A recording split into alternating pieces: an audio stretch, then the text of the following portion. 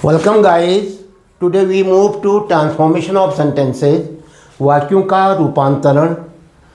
To change the sentence without changing its meaning, बिना अर्थ बदले सेंटेंस को बदलना, सेंटेंस के स्ट्रक्चर में चेंज लाना ट्रांसफॉर्मेशन ऑफ सेंटेंस कहलाता है।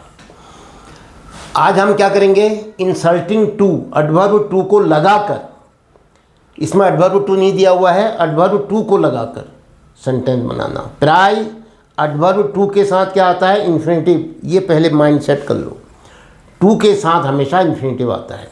दूसरा तरीका ये भी हो सकता है, दूसरा पैटर्न ये भी हो सकता है कि जो दिए गए सेंटेंस हैं मोस्टली ये क्या है, कॉम्प्लेक्स सेंटेंस। मेन क्लॉज के साथ नाउन क्लॉज, मेन क्लॉज के साथ एडजेक्टिव क्लॉज, मेन क्लॉज के साथ एडवर्ब क्लॉज, और ये ऐसे सेंटेंस कॉम्प्लेक्स सेंटेंस कहलाते हैं। और वो ये भी पूछ सकता है कि इस कॉम्प्लेक्स सेंटेंस को सिंपल सेंटेंस में चेंज करो। तरीका वही है, नियम वही है, कॉम्प्लेक्स को सिंपल में चेंज करो। कैसे करोगे, किसे कहते हैं सिंपल सेंटेंस, जिसमें एक सब्जेक्ट हो और केवल एक वर्ब हो। भाई पहले कॉम्प्लेक्स में तो दो सब्जेक्ट थे, दो वर्ब थी, कंजक्शन भी लगा हुआ था। तो यहाँ क्या होगा, कंजक्शन भी हटेगा, दूसरा वाला सब्जेक्ट भी हटेगा, और जब इन्फिनिटिव आना है तो वर्ब भी हटेगी, लेकिन उसकी फर्स्ट फॉर्म के आगे टू लग जाएगा। ध्यान दो, क्या कहा मैंने, एडवर्ब टू तो लगेगा ही पहले, उसकी जगह में क्या आया होगा, शो, SO, सो, इतना ज़्यादा, इतना। अब वो बदल जाएगा TOO में, और उसके साथ क्या आएगा, फिर इन्फिनिटिव आएगा। इन्फिनिटिव का मतलब उस सेंटेंस में जो वर्ब आई थी फर्स्ट फॉर्म, उसके आगे टू लगाएंगे आप। To go, to come, to read, to catch. समझते हैं, दिए गए एक्सरसाइज नंबर 4 से रीराइट द फॉलोइंग सेंटेंसेज, दोबारा लिखें इन सेंटेंसेज को यूजिंग द एडवर्ब टू का प्रयोग करके लिखिए। Sentence number 1, the clerk is so honest, clerk इतना ज़्यादा ईमानदार है, that he can not accept bribe, कि वो घूस स्वीकार नहीं कर सकता है। The clerk is so honest, main clause, that he can not accept bribe, subordinate noun clause. दोनों क्लॉजेज को मिला करके क्या बना, कॉम्प्लेक्स सेंटेंस। अब हमें क्या करना है, मैं कहूँगा कि या तो सिंपल बनाओ, कह दूंगा आपसे, एक ही बात है, और या कहूँगा इसके अनुसार इस सेंटेंस को दोबारा लिखिए एडवर्ब टू का प्रयोग करके। तो जब एडवर्ब टू का प्रयोग होगा तो उसके बाद इन्फिनिटिव आएगा, तो वर्ब दो नहीं आएंगी, एक ही वर्ब रहेगी, एक ही सब्जेक्ट रहेगा। द क्लर्क इज, ये जो शो है इसको हटा देंगे, किसको बदल देंगे, इस शो को TOO में।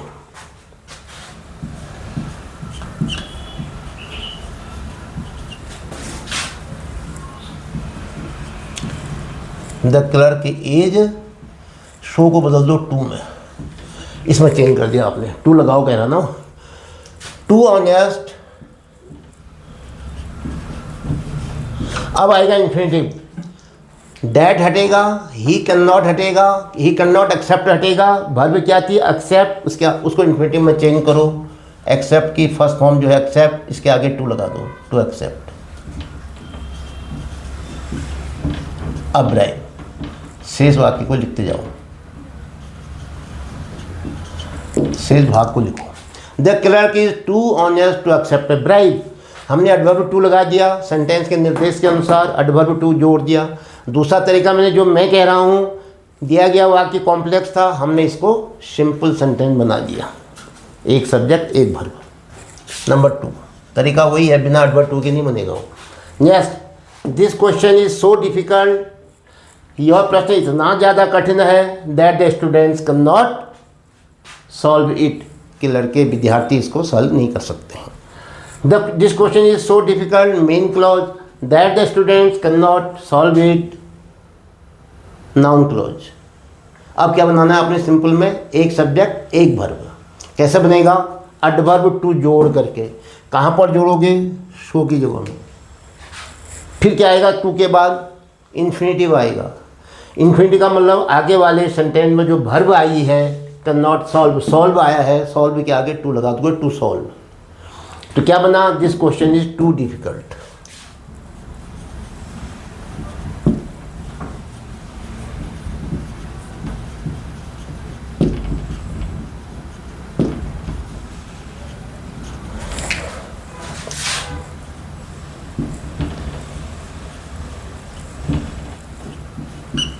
This question is too difficult to that the students भी है। ओहो, तो क्या करेंगे आप विद्यार्थियों के लिए,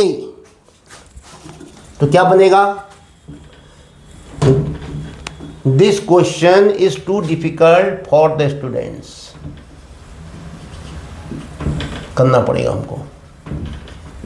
अब लिखना पड़ेगा इन्फिनिटिव। क्या है इन्फिनिटिव? वर्ब की फर्स्ट फॉर्म बताओ। To solve it. लीजिए, this question is too difficult for the students to solve it. The student can not solve था ना, तो द स्टूडेंट्स को लेना जरूरी है। तो विद्यार्थियों के लिए ये प्रश्न जरूरत से ज़्यादा कठिन था, इसको हल करना। ये सिंपल सेंटेंस है और कैसे बनाया आपने, एडवर्ब टू लगा करके। माई मदर इज़ सो फैट, मेरी माँ इतनी मोटी है, that she can not dance, कि वो डांस नहीं कर सकती। इसका मतलब है मेरी माँ डांस करने के लिए ज़रूरत से ज़्यादा मोटी है। सिंपल सेंटेंस बन गया, एक ही सेंटेंस। ये क्या था? कॉम्प्लेक्स सेंटेंस, एक मेन क्लॉज और एक नाउन क्लॉज। तो कैसे बनाओगे अब? माई मदर इज़, ये जो शो है इस शो को बदल दो TOO में।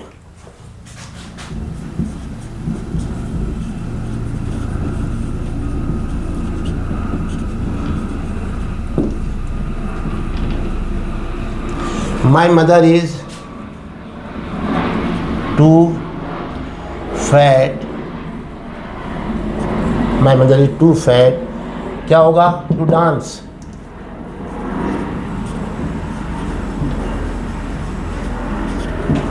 My mother is too fat to dance. देखो, कैन नॉट जरूर आएगा, कुड नॉट जरूर आएगा, तभी सेंटेंस बैलेंस होता है।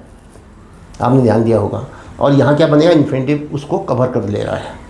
नंबर -4 क्या दिया है? माई father is over fond of T. देखो, ये सेंटेंस ऐसा था, यहाँ आपको यहाँ सो क्यों नहीं आया, मैं आपको बता देता हूँ। यहाँ इन्फिनिटिव आने की गुंजाइश नहीं थी, कंजक्शन और फिर सब्जेक्ट और फिर वर्ब नहीं दिया है। ये सेंटेंस खुद ही अपने आप में सिंपल है। क्यों है सिंपल? क्योंकि एक सब्जेक्ट एक वर्ब, बस। ये सिंपल सेंटेंस है। मैं यहाँ पर नहीं कहूँगा कि ये कॉम्प्लेक्स सेंटेंस है। इसमें कंजक्शन भी नहीं है, इसमें नया सब्जेक्ट भी नहीं है, नई वर्ब भी नहीं है। तो ऐसे सेंटेंस को जब हम टू लगाएंगे तो यहाँ पर क्या आया होगा? अत्यधिक के लिए ओवर, और क्या आ सकता है? मच, और क्या आ सकता है? एक्सट्रीमली, और क्या आ सकता है? Beyond the proper limit. सोच भी नहीं रखा था, इतना ज़्यादा जिसको हम सोच भी नहीं सकते। ऐसे शब्द आए रहते हैं। तो हम क्या करेंगे? ओवर को हटा देंगे, फिर क्या लिख देंगे इस रो में? TOO, बाकी कुछ नहीं करेंगे। तो my father is too fond of tea. कौन सा टू लिखोगे? Adverb to.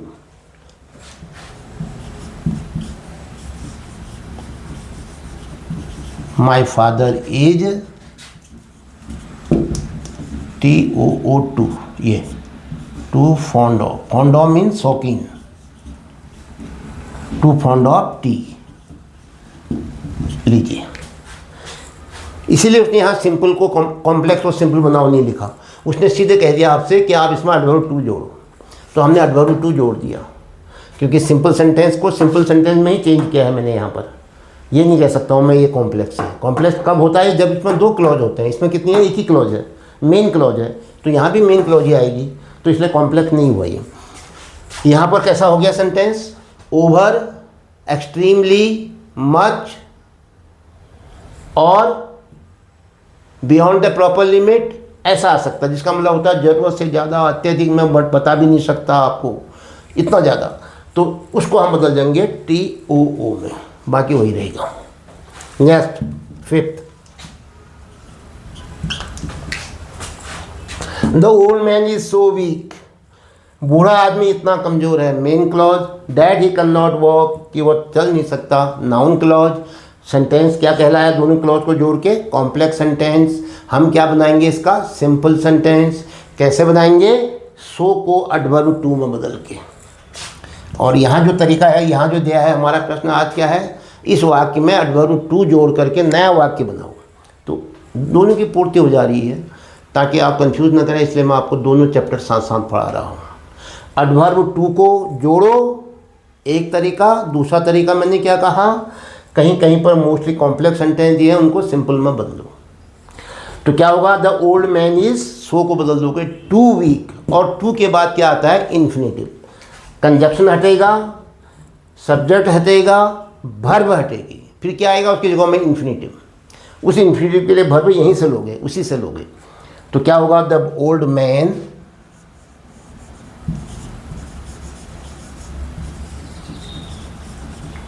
Is too weak, अत्यधिक कमज़ोर है, बता भी नहीं सकते आपको, ज़रूरत से ज़्यादा कमज़ोर है। ही कैन नॉट वॉक का क्या, कैन नॉट वॉक का हो जाएगा टू वॉक, घूमने के लिए। The old man is too weak to walk. Number next 6, my friend is so proud that he can not beg. मेरा दोस्त तो इतना गर्वीला है, इतना घमंड करता है, अपने आप पे इतना गर्व करता है कि वह भीख नहीं मांग सकता। अर्थात मेरा दोस्त भीख मांगने के लिए ज़रूरत से ज़्यादा गर्वीला है, ज़रूरत से ज़्यादा गर्व करता है, यानी गर्व का मतलब अपने आप में क्या है, खुददार है, नहीं कर सकता इस काम को। तो क्या कहोगे, ये जो शो है इसको बदल दो टू में, डैड हटेगा, ही कैन नॉट हटेगा, कैन नॉट बेग हटेगा, और उसके बाद क्या आएगा, जब एडवर्ब टू लगा दे रहे हैं तो इन्फिनेटिव। तो क्या बना, my friend is too proud.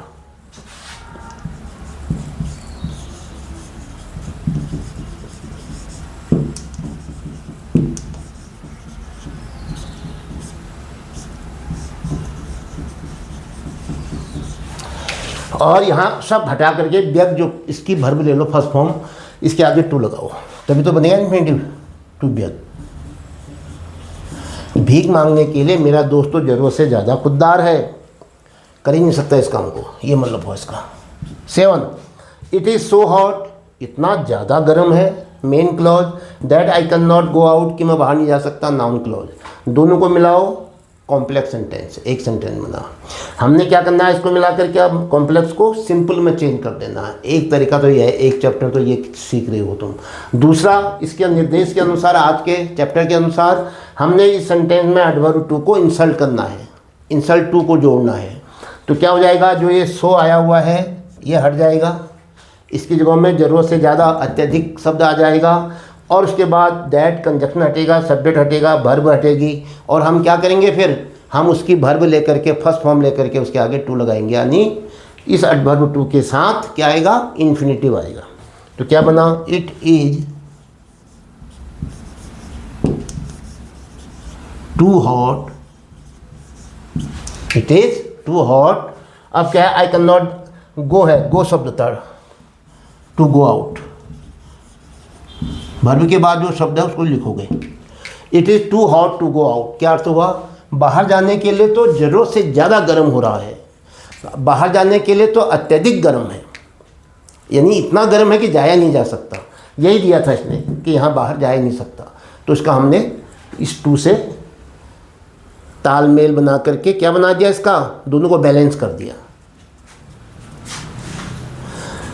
तो आज आपने एडवर्ब टू लगाना सीखा, आज आपने एडवर्ब टू जोड़ना सीखा। दूसरा चैप्टर इसके पैरेलल में क्या बोलते जा रहा था कि आपको कॉम्प्लेक्स सेंटेंस दिया हुआ है, आपने क्या बनाया उसका सिंपल सेंटेंस।